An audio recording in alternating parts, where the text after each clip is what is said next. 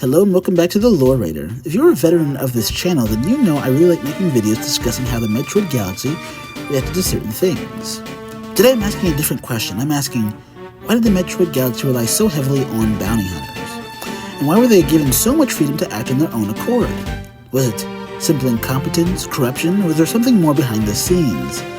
Join me today as we discuss why the Metroid galaxy relies so heavily on bounty hunters.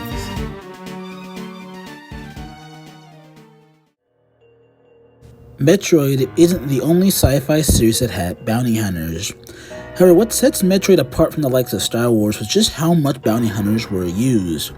At the height of the Federation Pirate War, the head of the Galactic Federation sends Samus Aran, a young bounty hunter, to Zebes on the Zero mission, a planet possibly the best defended in the entire world. And during the Phazon Crisis, when all the galaxy let set from Barrack Samus, instead of sending the full might of their military, they sent one fleet and hired a handful of bounty hunters to do most of the heavy lifting. So why exactly did the Metroid universe rely so heavily on bounty hunters? Simply put, the universe as a whole didn't. The Galactic Federation specifically were the ones that overused bounty hunters, and for very good reason.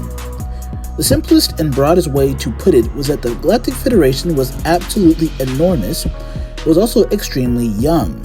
The Galactic Federation was truly a galaxy-spanning organization, and by all accounts had territory spanning from one side of the galaxy to the other. However, the Federation was formed in the year 2000 of the Cosmic Calendar, the same year Samus was born, and as we see in the prequel manga, despite the fact that it was an absolutely massive organization, it lacked any proper military for much of its early years, and fielded only an outstretched police force that couldn't even repel the pirate menace.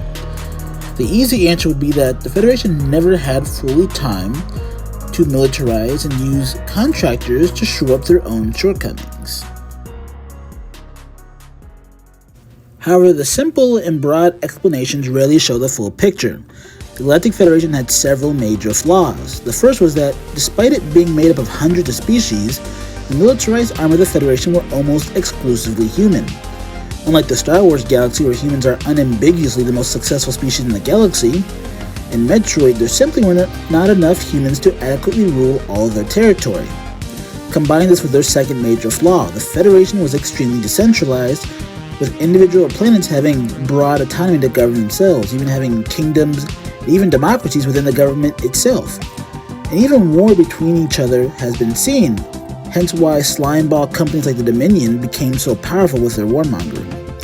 Sure, the Federation had garrison worlds like Norian, but for every Norian, you had an SR-388, a K-2L, an Elysia, a forlorn space station, or Aether. Planets or stations not only under Federation control, but as we see in the games and the manga, are usually devoid of any real Federation presence aside from the local Federation police. By comparison, the Federation's rivals, the Space Pirates and the Kraken Empire, lacked these crucial issues. They were smaller, and in the case of the Kraken, they were homogeneous, warlike, and likely hive-minded, whilst the Space Pirates were made up of a drone species completely loyal by necessity to the few dominant species at the top of the hierarchy. In short, there's a reason we've only seen one or two bounty hunters come out of either of those factions, while the Galactic Federation has dozens in their employ. So we've explained the Galactic Federation has shortcomings, but the other half of the question remains, why use bounty hunters at all, specifically instead of incorporating more species into the military?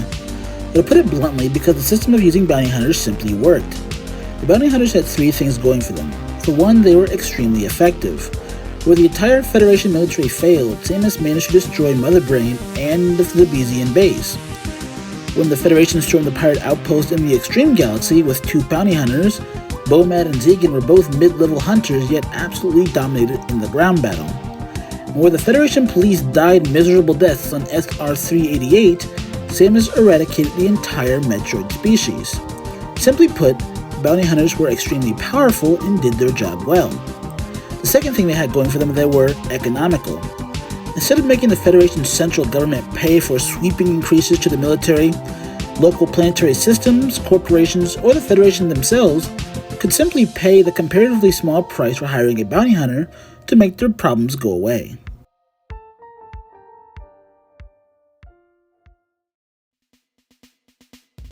The third and final reason is that hiring bounty hunters maintained the core of the Federation's identity. Unlike the crueler space pirates or the Kraken Empire, the Galactic Federation was founded on true pacifism practiced by the Thoha tribe of Chozo. This explains the relatively small military, as the Federation population and the representatives on the Council valued peace through freedom over peace through militarism.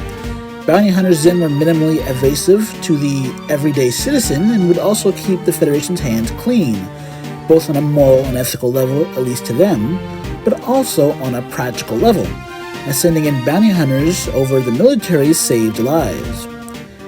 And even by Metroid Dread, the Federation, at the news of the deadly X-parasites were still alive, sent the research robot known as the Emmy to ZDR, and then sent Samus Aran before sending in even a single military vessel. The loss of the Emmy was unfortunate, but at least the Federation didn't have to lose a single Federation employee in the ZDR incident.